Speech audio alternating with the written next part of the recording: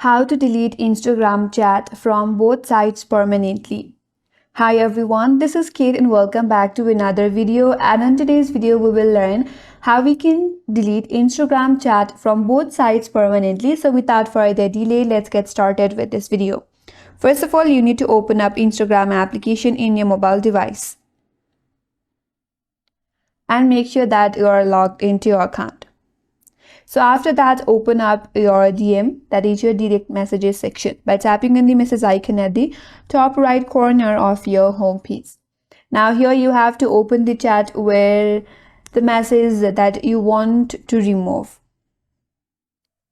So I have one message right here. In order to delete or remove these messages or this chat from both sides, you have to delete all the chats one by one manually, because there is no direct feature that's gonna allow you to delete all of the chat at once.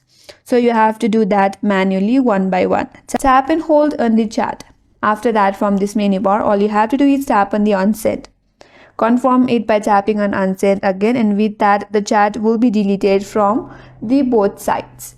So since the Instagram does not allow you to delete an entire conversation for both sides, the only way to remove messages for both people is by manually unsending each messages.